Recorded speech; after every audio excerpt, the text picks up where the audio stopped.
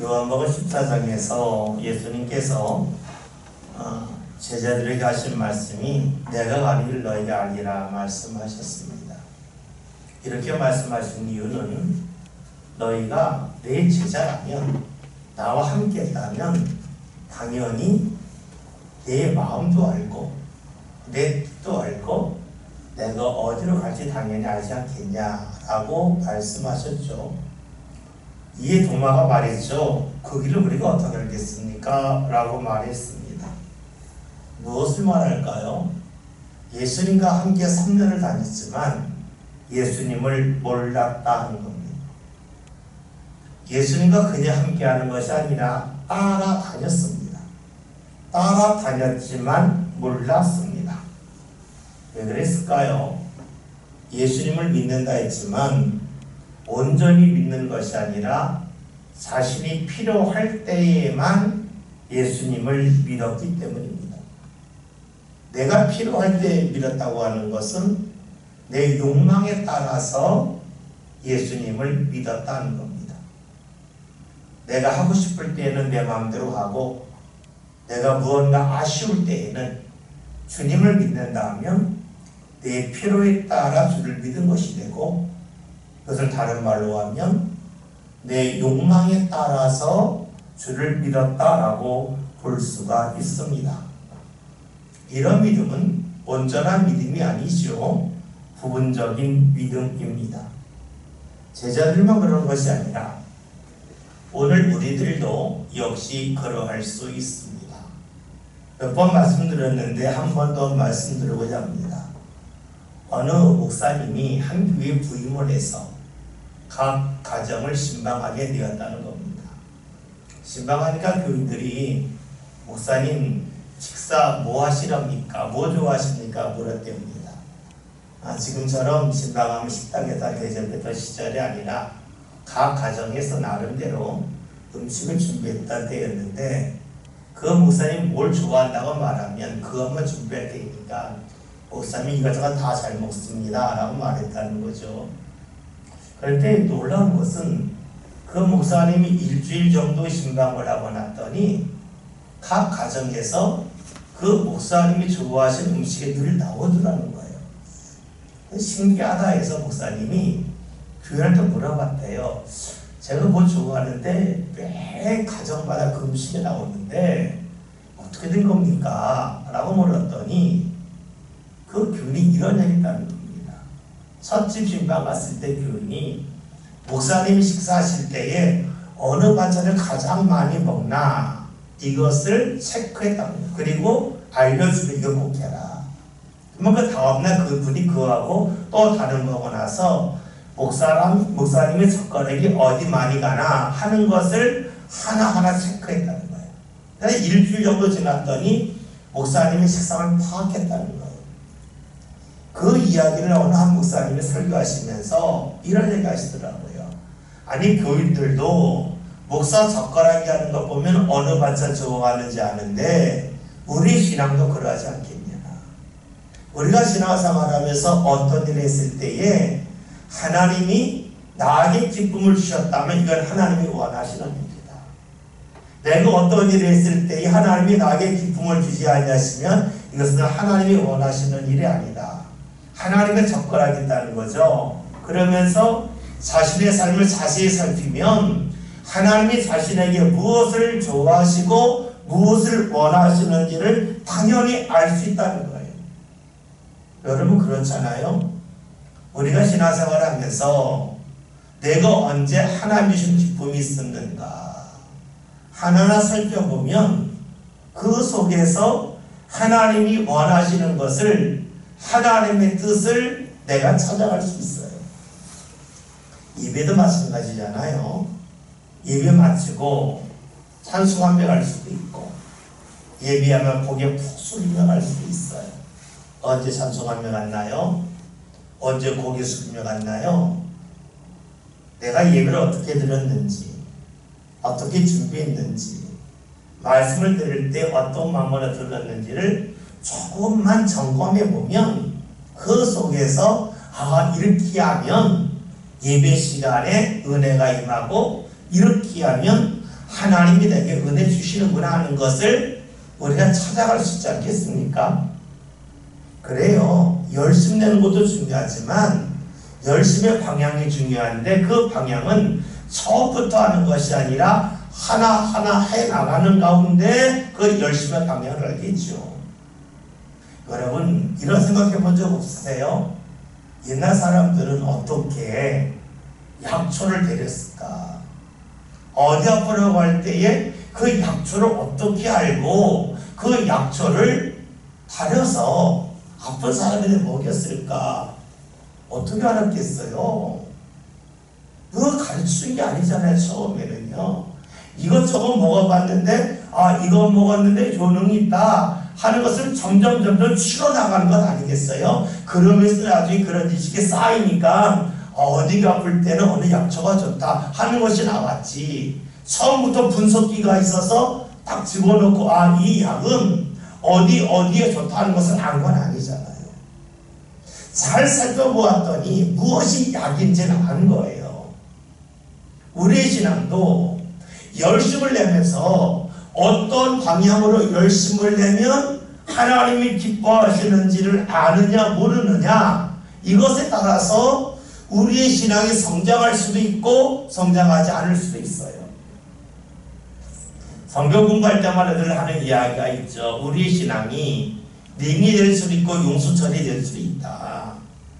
매번 같은 것을 반복하는데 반복하면서 링처럼 제자리에서 도는 사람이 있고 용수철처럼 돌긴 도는데 돌 때마다 조금씩 올라가는 사람이 있다 하는 예를 꼭 하지요. 우리가 주일 예배하고 수요 예배하고 기도해요. 그런데 어떤 분들은 모든 예배에 참여하고 모든 기도에 참석을 했는데 본인이 느끼기에 내 신앙은 성장하지 않았다는 것을 아는 분이 있어요. 어떤 분이 님과 같은 분이 돌기는 도는데 열심을 내게 내는데 열심의 방향을 모르기 때문에 그렇게 떠나요.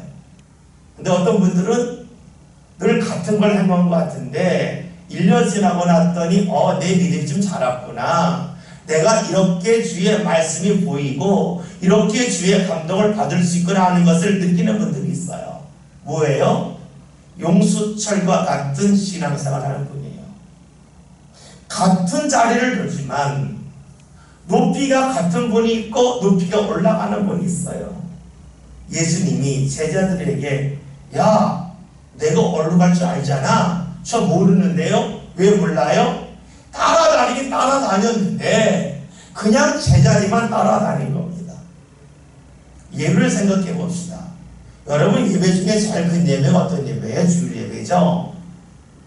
그 다음에 수요 예배죠. 그리고 부설별 예배예요. 기도 중에 제일 큰 기도회는 금요 기도예요. 그 다음이 새벽 기도죠. 그렇죠?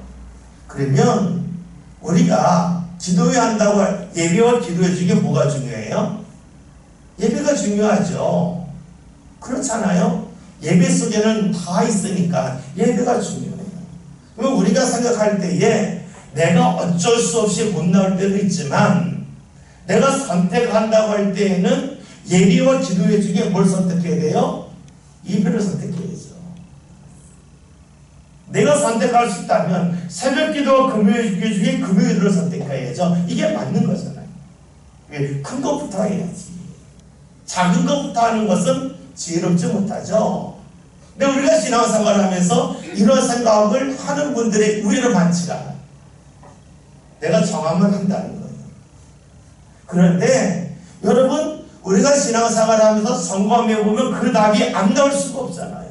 그러니까 주보에도 새벽 기도에는 예배 순서가 안 나와도 주일 예배 순서 나와 있는데 제일 길게 나와 있고 수요 예배 좀 짧게 나와 있죠.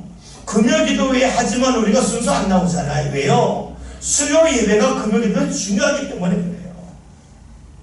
근데 우리가 그거를 쉽게 여겨요. 신앙생활을 오래 하면서도 그거에 대한 생각이 별로 없어요. 뭐예요? 열심은 있지만 열심의 방향을 잘 생각하지 않는 거예요. 그러니까 신앙생활이 링처럼 돼요. 할 것 같은데 별로 잘하지는 몰라요. 용수철과 같은 것은요 하긴 하지만 방향을 잡는 거예요. 그렇기 때문에 같은 것을 향하지만 누구는 잘하고 누구는 멈춰요. 우리가 뭐 이런 것을 말하잖아요. 저수는 물을 먹고 우유를 만들고 뱀은 물을 먹고 독을 만든다. 이건 아주 극단적인 얘기지만 우리의 신앙으로 말하면 님이냐 용수철이냐 하는 것을 알 수가 있겠죠. 제자들은 열심을 냈지만 방향을 몰랐어요.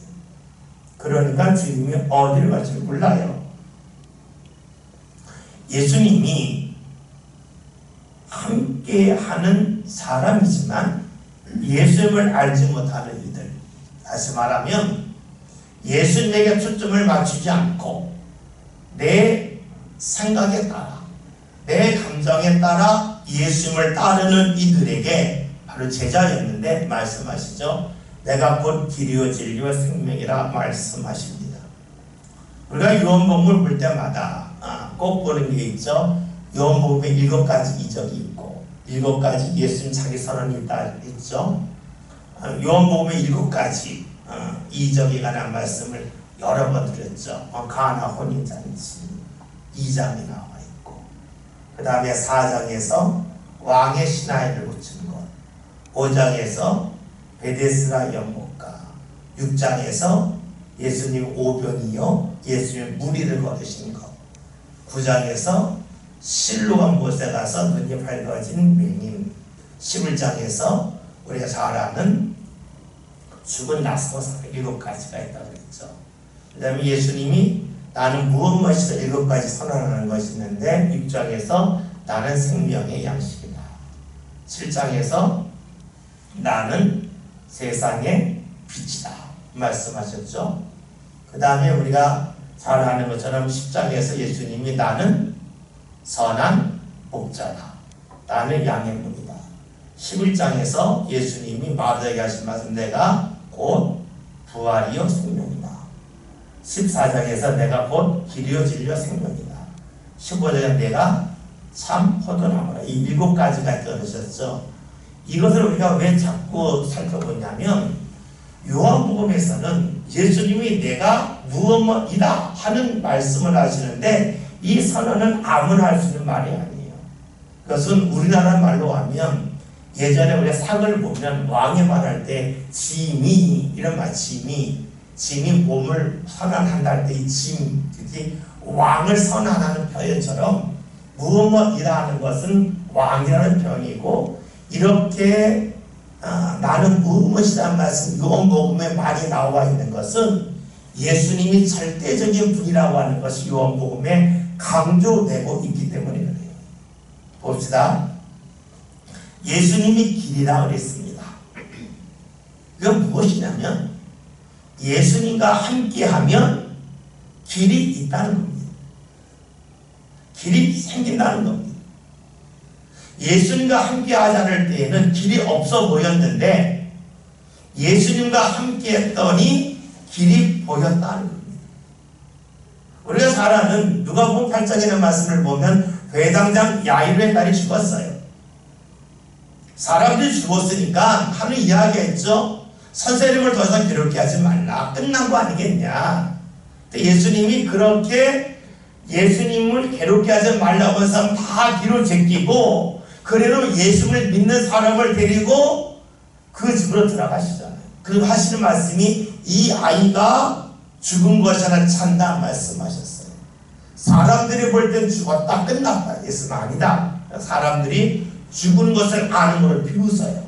그를 다 내쫓아요. 그리고는 예수님이 베드로, 야고보, 요한 데리고 들어가서 소녀를 붙잡고 일으키시며 살리잖아요. 사람들이 볼 땐 길이 없는데 살 길이 없는데 주님이 함께하면 살 길이 있다는 것이 바로 무엇입니까? 예수님이 길이라 하는 말씀입니다. 이것을 다른 말로 보면 사람에게는 길이 없는데 예수님의 길이 있다 이 말씀을 다르게 본다면 사람에게는 막힘이 있지만 주님에게는 막힘이 없다는 말이 돼요. 길이 없다고 하는 것은 막혔다는 말이잖아요. 그러니까 사람에게는 막힘이 있어도 주님에게는 막힘이 없다. 이것이 뭡니까? 예수님이 길이라 하는 말씀입니다. 막힘이 있다고 하는 말을 우리가 일상적인 용어로 하면 해결책이 없다는 거예요. 막히지 않았다고 하는 것은 길이 있다는 말도 되겠고 해결책이 있다는 말이 돼요. 사람에게는 길이 없을 때가 있고 막힘이 있을 때가 있고 해결책이 없을 때가 있어요.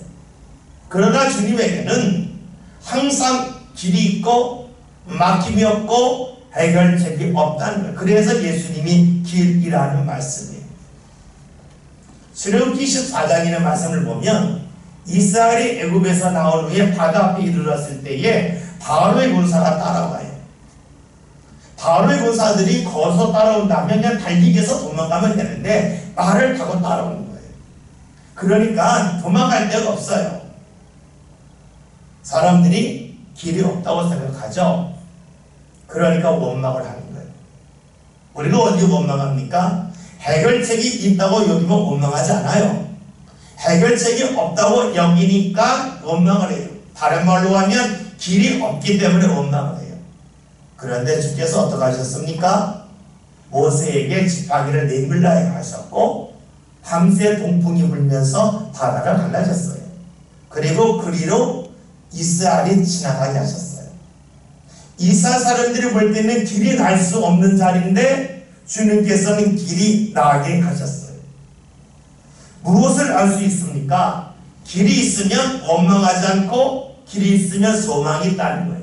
그러니까 예수님이 길이라고 하는 말씀은 예수님이 함께하면 해결책이 있고 막힘이 없고 소망이 있다고 하는 말씀으로 볼 수가 있습니다. 그래서 우리가 예수님의 이름을 부를 때에 우리 삶 가운데 길이 열린다는 거예요. 다른 말로 하면 소망을 갖는다는 거예요. 우리가 잘 아는 사도행전 16장에서 바울과 실라가 빌립보 감옥에 갇혔잖아요. 매를 맞았어요. 힘들었어요. 이때 이들이 한 것이 무엇입니까? 이들이 주께 기도하고 찬송을 했어요. 예수님을 가까이 했어요. 그리했더니 길이 열렸어요. 어떤 길이 열립니까? 그들이 거기서 감사할 수 있는 길이 열려요. 우리가 옥문이 열렸다, 착고가 풀렸다는 것도 중요하겠지만 그들이 주를 찾을 때에 찬송이 나왔다는 거예요. 이거 어렵잖아요, 여러분. 기도하고 주를 찾을 때 찬송이 나오면서 주께서 길을 열어주셨어요.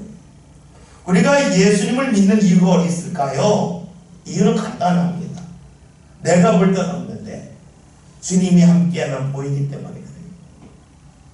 내가 혼자 있을 때는 소망이 없는데 주님이 함께 하시면 소망이 생기기 때문에 그래요. 누가 신앙의 사람입니까? 예수님이 내 인생의 기름을 발견하는 사람입니다. 우리가요, 말씀을 읽을 때에 예수님이 당신의 인생의 길입니다 하면 하는데 사실 그게 뭡니까 하면 참 어려워요. 내 길이라고 하는 말씀을 앞에서 언급했죠. 길은 막힘이 없는 거다. 길은 해결책이 있는 거다. 길은 우리 삶 가운데 소망을 주는 거라 그랬어요. 그러니까 우리가 누군가가 말할 때에 예수님이 당신의 인생의 길입니다 그러면 그래요. 그 무슨 길이에요? 찾기래요? 뭐 인도예요? 뭐 이렇게 사람들이 비하해 버릴 수가 있어요. 근데 우리는 예수님이 길이라니까요, 길이라니까요 말을 해도 상대가 알아듣지를 못해요. 우리에게 중요한 것은 성경에 있는 말씀을 달달달달 외우는 것이 아니라 그 말씀을 내가 소화해서 내 표현으로 바꿀 수 있어야 그 말씀이 진짜 내 말씀이에요. 그렇잖아요. 그림을 그리는 사람이 그림을 잘 그리는 방법이 뭡니까?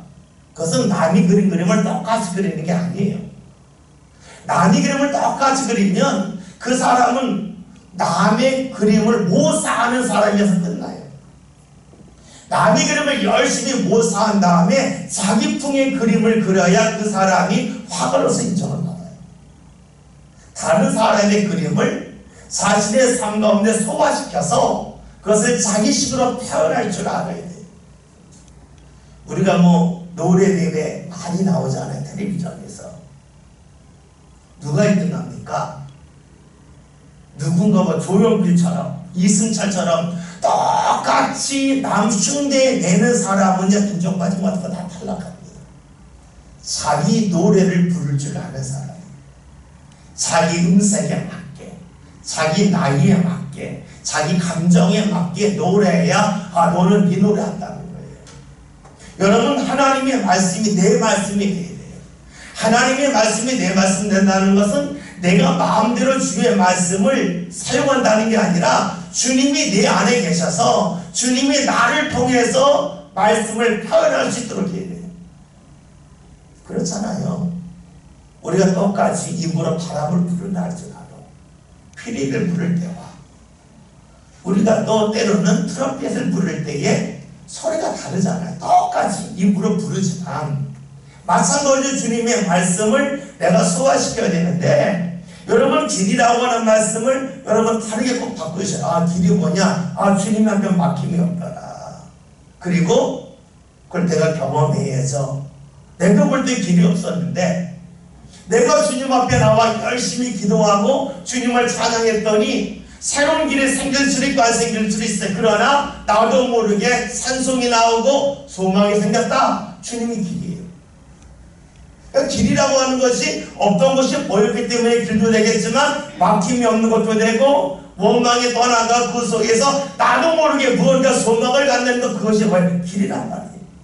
우리가 신앙생활하면서 중요한 것은 예수님이 길이라고 하는 말씀을 외우는 것이 아니라 내가 정말로 예수님을 의지하고 살아보았더니 바뀐 것이 아무것도 없는데 내 눈에 길이 보이셨는데 왜 내가 산성 부르고 있지? 내가 왜 원망하지 않지? 참 희한하네. 그게 뭐예요? 예수님이 길이에요. 우리가 신앙생활 할 때에 여러분 말씀을 자꾸 지식으로 삼으려면 위험해져요. 말씀이 내 말씀이 돼야 돼요. 내가 삶 가운데 경험한 말씀이 돼야 돼요. 그럴 때 비로소 우리는 주의 말씀을 믿어요.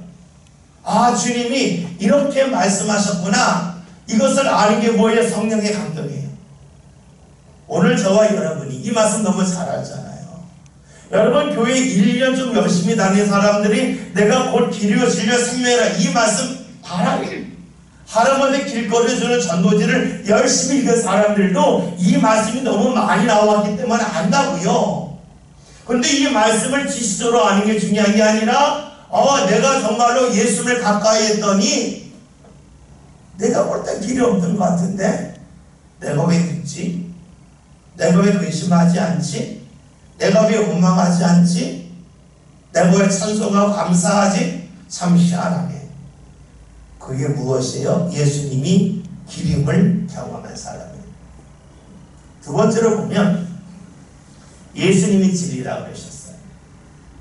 여러분 예수님이 말씀할 내가 길이라 말씀하시고 한참 후에 내가 진리다 말씀한 게 아니에요. 길이요 진리라고 그랬어요. 길 다음에 진리래요. 왜 예수님이 길 다음에 진리라고 말씀하셨을까요? 예수님이 나를 인도하셔요. 길이니까. 보여주셨어요. 가게 하셨어요. 근데 그 길이 맞다는 거예요. 우리가 이렇게 보면 당연한 것 같은데 실제로 부르시면 안 그래요. 예수님이 제시한 길이 늘 마음에 듭니까? 마음에 들지 않잖아요. 마음에 들지 않는다는 게 내가 볼 때 틀렸다는 거예요. 주님이 나를 인도하실 때에 주님이 인도하시니까 틀림없이 좋아. 안 그래요. 주님이 인도하시지만 이건 틀린 것 같은데 왜 나한테 이리로 가라고 하시지? 이런 마음이 들지 않아요. 이스라엘 백성들이 애굽에서 나올 때에 출애굽기 13장을 보면 애굽에서 나올 때 맨 마지막 말씀을 봅니다. 하나님께서 낮에는 구름 기둥으로 밤에는 불길로 인도하셨다는 말씀이 나오고 14장에서 이스라엘이 바다 앞에 이르게 되고 애굽의 군사들이 따라오고 거기서 원망하고 불평해요. 하나님이 주시는 구름 기둥과 불기둥이 계속 이어져요. 그래서 민수기의 말씀을 보면 이스라엘이 진을 치고 움직일 때에 언제 움직였냐? 기둥이 움직이고 따라 움직였어요. 하나님 인도하셨다고요. 보았다고요. 그런데 이스라엘이 원망했어요. 원망했다고 하는 것은 이가 잘못된 것 아니냐니까 원망하죠. 이게 정말로 좋다고 여기면 누가 원망해요? 마음에 안 드니까 원망하고 틀렸다고 여기니까 원망하는 거예요. 오늘 말씀에서 예수님이 길이요 진리라고 하는 말씀은 예수님이 길임을 믿을 수는 있지만 진리임을 믿지 아니할 수도 있다는 거예요. 이것은 분명히 주님이 원하신 길이야 라고 믿지만 그 길이 내 인생에서 틀릴 수 있다고 여기는 거예요. 이 길이 저 사람한테 맞아도 나한테 틀려. 이럴 수 있다는 거예요. 예수님 그게 아니다. 내가 길이요 진리다 라고 하는 거예요. 주님이 우리에게 주신 길이 마음에 들지 아니할 수 있다 그랬습니다. 왜 마음에 들지 않을까요? 그 이유는 그 길의 처음은 알지만 그 길의 끝을 모르기 때문입니다. 끝을 알면 오름을 알아요. 근데 유감스럽게도 우리가 보는 것은 끝을 보는 게 아니라 지금만 봐요. 오늘을 보지만 내일을 못 봐요. 그러니까 주님께서 이 길로 가라 감동을 주셔도 가다가 멈추는 거예요. 틀렸지 않았겠습니까? 이것이 많은 사람들이 경험하는 겁니다. 사람이 그냥 가만히 있으면 알아요. 뭘 하냐면 세상은 끊임없이 변한다는 걸 알아요. 그러니까 변한다고 하는 것은 오늘 밝은 데가 내일 어두워질 수 있다는 거예요. 그렇잖아요. 해가 뜨면 동쪽이 밝지만 해가 질 때 동쪽이 어둡잖아요. 안다고요. 그러니까 지금 맞는 것이 내일도 맞을 수는 없다 하는 것도 알아요. 그러면 지금 내가 볼 때 이것이 마음이 안 들어도 나중에 마음에 들 수 있다는 것을 생각하면 알고 지금 마음에 들어 나중에 마음에 안 들 수 있다는 것도 알아요. 그런데 사람은 생각하지 않고 살아요. 순간순간 느낌에 따라 살아요. 따라서 생각하고 나서 세상은 계속 달라지니까 지금 내가 볼 때 이것이 틀린 것 같아도 나중에 맞을 거야. 주님이 나에게 이 길 가라고 하셨고 이 일 하라고 하셨는데 이것이 지금은 나에게 손해처럼 보이고 이것을 하면 어리석은 것 같아도 나중에 지혜로울 거야 생각하면 알 수 있겠지만 살면서 그게 안 돼요. 다시 말하면 말씀 공부할 때는 열심히 할 수 있어요. 그러나 말씀 공부를 엄청나게 많이 했음에도 불구하고 살면서는 퍽퍽 쓰러져요. 그게 우리의 모습이에요. 왜냐? 사람은 옳음을 생각하지 않고 습관대로 반응하기 때문에 그래요. 며칠 전 목사님 아버님의 장례를 했어요. 우리 지방 목사님. 제가 그 지방 목사님들 부모님 돌아가시면 하는 것 중에 하나가 우리 지방 목회자를 보고 운구하자 그래요. 운구하자. 아주 큰 교회나 성도들이 많으니까 하지만 작은 교회는 제가 운구하자 그래요. 이왕이면 목회자 부모가 돌아가셨을 때에 목회자들이 운구하는 게 좋지 않겠냐. 그래서 운구를 좀 몇 번 하자 그랬어요. 그래서 지난 월요일 날 이제 운구하러 저기 좀 멀리까지 갔다 왔어요. 가면서 목사님들을 같이 차를 탔는데 같이 차를 타신 목사님들이 성경 공부를 엄청나게 많이 하신 분들, 성경에 대한 지식이 엄청나게 많은 분들. 근데 이분들이 특징이 뭐냐면 성경책은 많이 읽었는데 신학 공부를 안 하신 분들이에요. 좀 이해가 어렵죠? 근데 목회를 하게 되면 성경을 열심히 읽지만 신학 공부를 안 하는 데가 있어요. 여러분 신학 공부하고 성경을 읽는 것과 신학 공부 안 하고 성경이 아주 달라요. 뭐가 다르냐면 은혜 받는 게 다른 것이 아니라 성경을 보는 각도가 달라져요. 왜냐하면 신학 공부를 한다는 것은 성경을 열심히 연구하신 분들이 성경을 이런 틀 속에서 보라고 알려줘요. 물론 그 틀이 신학자마다 다 달라요. 그러나 나름대로 합리적이에요. 이렇게 보면 안 보였던 게 보여요. 그래서 제가 이번 주 특별 새벽 기도하면서 누가복음을 보잖아요. 지난해 마가복음을 봤어요. 마가복음을 볼 때와 누가복음을 볼 때 달라요. 초점이 달라요. 근데 여러분들은 가만히 있으면 절대로 못 찾아요. 왜냐? 우리가 성경을 읽을 때 이해하기 바쁜데 언제 연구하고 있어요. 그러니까 그냥의 직업을 갖고 열심히 밥 먹고 성경만 읽고 연구하시는 분들이 자신 틀이 있어요. 그 틀을 가지고 보면 안 보였던 게 보여요. 그리고 뭐예요? 나머지 자신이 경험적으로 보는 거예요. 근데 이제 성경관을 이야기를 하다가 이분들이 잘 해석이 안 되는 게 있는 거예요. 근데 저는 그분들만큼 성경을 보진 않았지만 신학생활을 꾸준히 보고 있는 편이라 제가 질문을 몇 개를 했어요. 근데 답이 안 되는 거예요. 뭐 예를 들면 이거죠. 마태복음에 나와 있는 족보와 누가복음에 나오는 족보가 달라요. 마태복음이 위에서부터 내려오죠. 아브람부터 내려와요. 아브람부터 다윗까지 14대요. 다윗부터 바벨론까지가 14대요. 바벨론부터 예수까지가 14대. 이렇게 나와요. 위에서 쭉 내려와요. 그런데 누가복음을 보면 아래서부터 위로 올라가요. 뭐 요셉 쭉쭉 올라가 나중에는 아담이 나오고 하나님까지 나와요. 근데 또 족보 이름도 달라요. 그러면 이거 왜 다르냐 물으면 어떤 분이 얘기해요. 마태복음은 요셉을 중심으로 한 족보고 누가복음은 마리아를 중심으로 한 족보다. 왜냐? 마태복음에서는 꿈속에서 요셉에게 주께서 말씀하셨고 누가복음에서는 마리아에게 나타나 말씀하시잖아요. 다르기 때문에 그렇게 얘기해요. 그런데 그렇지가 않아요. 그러면은 부모가 같다는 거잖아요. 틀리죠. 그러니까 한쪽은 말씀처럼 틀려요. 근데 마태복음에는 왜 14대씩 나눴나? 말씀드렸잖아요. 다윗이라고 하는 말이 영어로 보면 DVD예요. 다윗이니까 DAVID예요.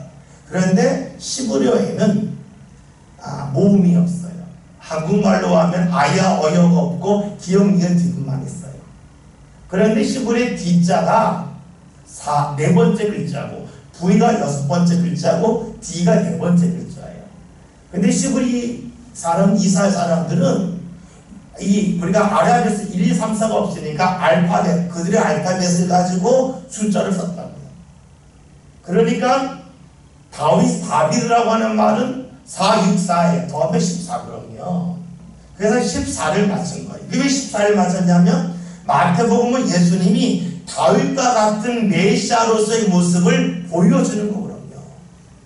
그러니까 마태복음은 뭐예요? 일종의 설교예요.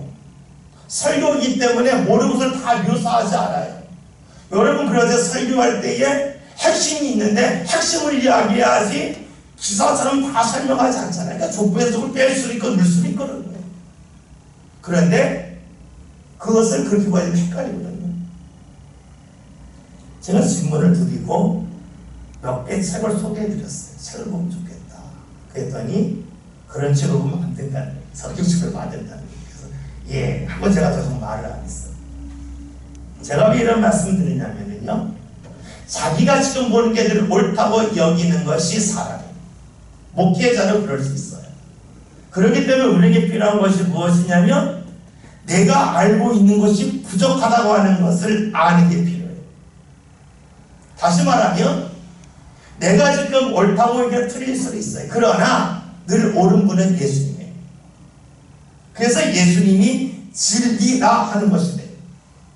예수님과 함께하는 것이 지금은 그다지 기쁘지 아니할 수가 있어요. 그러나 나중에 기쁠 수 있다는 거예요. 예수님을 직접 보여주셨죠. 예수님이 십자가길을 걸어가셨습니다. 제자들이 다 도망갔어요. 왜요? 틀렸다고 여기서 도망간 거예요.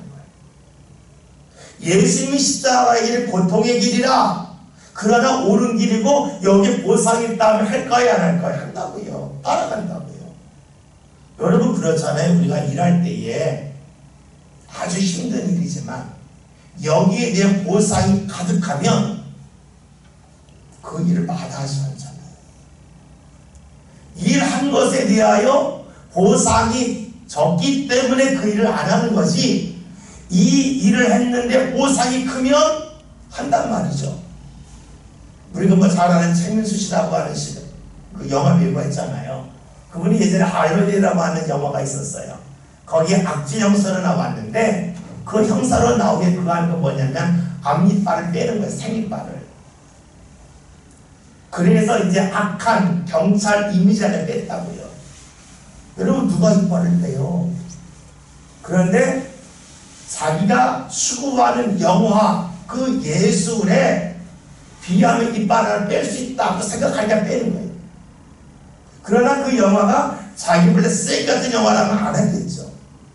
사람들이 무언가 투자할 때는요 가치가 있다고 여기기 때문에 그래요. 다시 봅시다. 예수님이 십자가를 주실 때에 달리실 때 다 도망갔어요. 왜요? 이게 실패라고 여긴 거예요. 가치가 없다고 여긴 거예요. 그런데 예수님이 3일 만에 부활하심을 통해서 너희들이 볼 때 가치 없다고 여긴 것이 가치 없는 것이 아니라고 하는 것을 보여주신 거예요. 너희가 볼 때 틀리다고 여겼던 것이 틀린 것이 아니라고 하는 것을 예수님이 십자가와 부활을 통하여 보여주셨어요. 예수님이 말씀도 하셨잖아요. 마태복음 7장 볼까요? 7장 13절 14절 신약성경 11면입니다.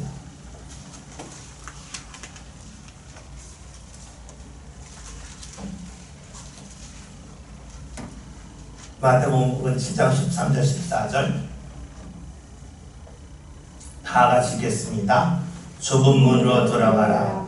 멸망으로 인도한 문은 크고 그 길이 넓고 거리로 들어가는 자가 많고 생명으로 인도하는 문은 좁고 길이 협착하여 찾는 자가 적음이라. 아멘. 생명의 길이 넓으면 다 간다는 거예요. 좁으니까 그 길로 가기 힘들다 하는 사람도 적어요. 안 가는 거예요. 그러나 시작이 힘들다고 해서 끝이 힘든 건 아니에요. 이게 주님을 따라가는 길이거든요. 그러니까 주님이 진리라고 하는데 진리이신 주님을 따라가는 것은 좁은 길로 가는 것 같으니까 사람들이 좋다고 가다 어느 순간에 길이 좁아지니까 포기하고 뒤로 물러나죠. 그런데 주께서 뭐예요? 야, 그 길로 계속 가봐라. 결국 생명의 문 아니냐, 결국은 진리 아니냐 말씀하셨죠. 다시 봅시다. 예수님은 길이세요. 그런데 그 길 대신 예수님을 따라갈 때에 이게 정말로 옳을까 그럴까 사람들이 계속해서 질문을 해요. 예수를 믿고 말씀을 따라가면서도 이렇게 살면 내가 잘 살까 못 살까? 내가 이렇게 나와 기도하면 내 삶이 풀릴까 안 풀릴까? 계속 의식을 해요. 근데 주님은 말씀 아니야. 내가 길이면 진리야. 나 따라와봐.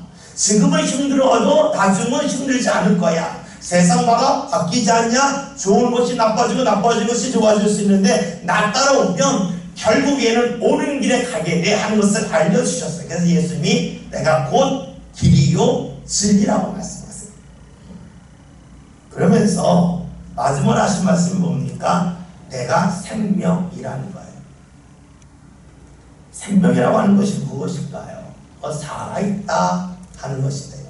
생명이 살아있는 거죠. 살아있다고 하는 거 보니까 유지된다는 거예요. 생명이 아닌 게 뭐예요? 유지되지 않는 거예요. 유지되지 않는 게 뭐예요? 헛된 것이에요. 내가 힘을 썼는데 힘쓴 것이 남아있지 않아요. 사라졌어요. 이게 헛것이라는 거죠. 힘썼는데 그 힘쓴 것이 남아있어요. 그러면 그것은 헛것이 아니에요. 그러니까 생명이라고 하는 것은 유지되는 것이고 헛된 것이 아닌 게 돼요. 우리가 말씀을 읽을 때에 말씀을 배우려고 하면 길이고 진리의 생명이요 하면 돼요.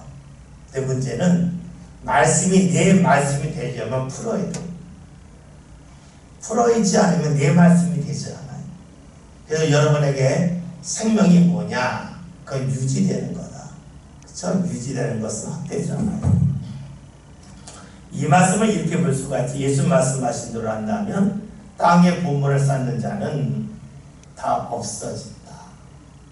도둑질해 가고 그리고 녹인하고 그렇다는 거예요. 그러나 하늘의 보물을 쌓으면 도둑질해 가지 않는다. 하늘의 보물을 쌓으면 유지된다. 하늘의 보물을 쌓으면 그것이 생명이라는 것이 되겠죠. 그럼 하늘의 보물을 쌓는 게 뭐예요? 헌금을 많이 했다는 건 아니잖아요. 하늘의 보물을 쌓았다고 하는 것은 하늘에 계신 주께서 인정하시는 거예요. 하나님이 인정하는 삶을 사는 것이 바로 생명이에요. 그런데 예수님과 함께하면 하나님이 인정하시기 때문에 예수님이 생명이라는 말씀으로 이해할 수가 있습니다. 우리의 삶이 계속해서 바뀌기 때문에 헛되라고 하는 이들이 많이 있습니다. 인생 무상하다고 해요. 무상이 뭡니까? 무자가 없을 무자고 상이 항상 상자죠. 이게 계속 있을 줄 알았는데 계속 있지 않다. 이 사람이 내 곁에 계속 영원히 있을 줄 알았는데 영원히 있는 게 아니다.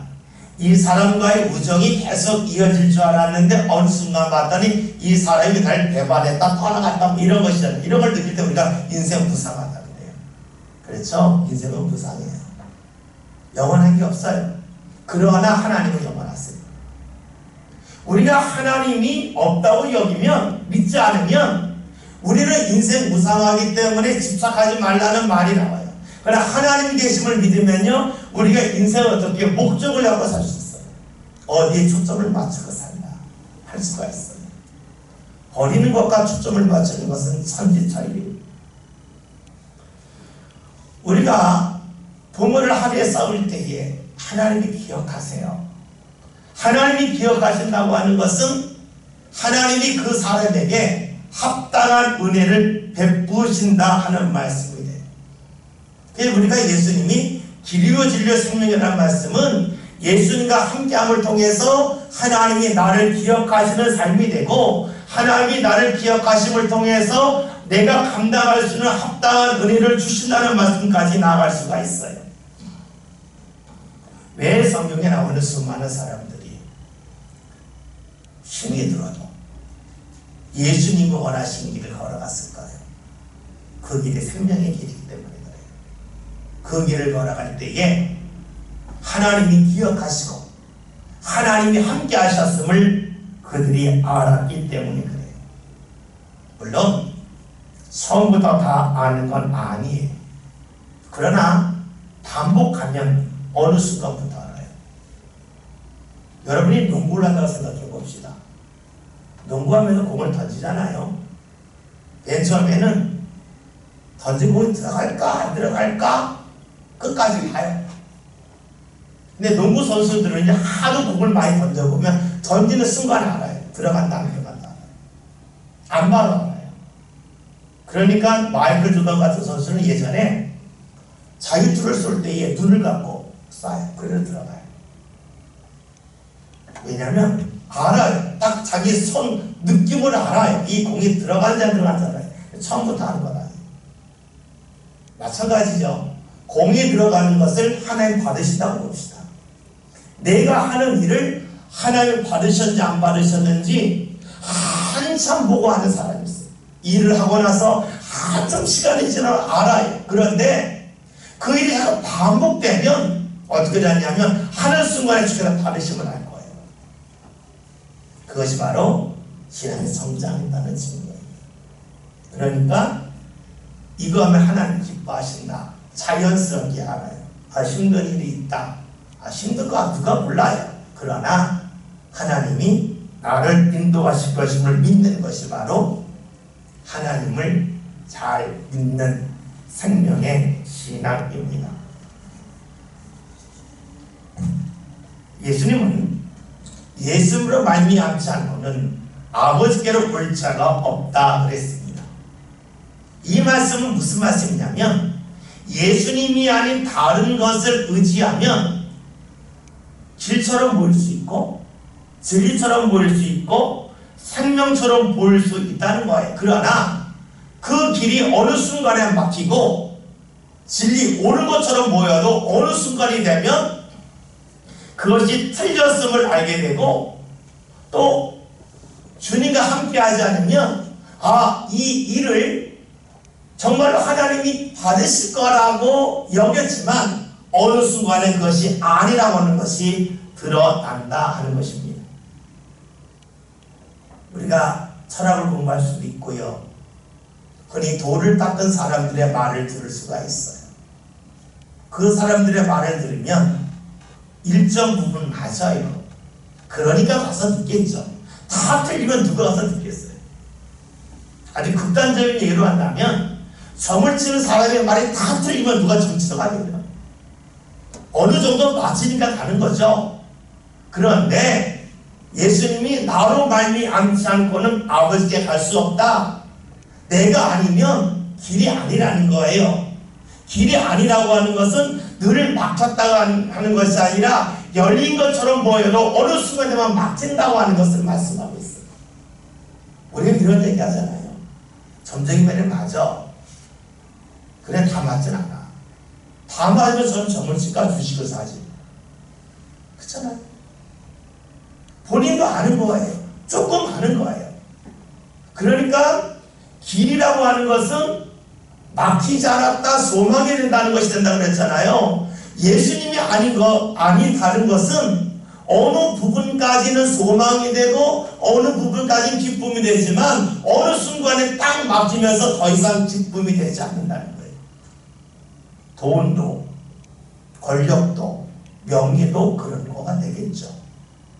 어느 순간까지는 열릴 것처럼 보이고 어느 순간까지는 소망을 주는 것 같아도 일정 부분이 지나면 더 이상 소망을 주지 못해요.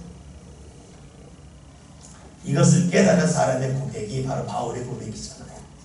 빌립보서 3장 10절부터 9절 신약성경 321년입니다.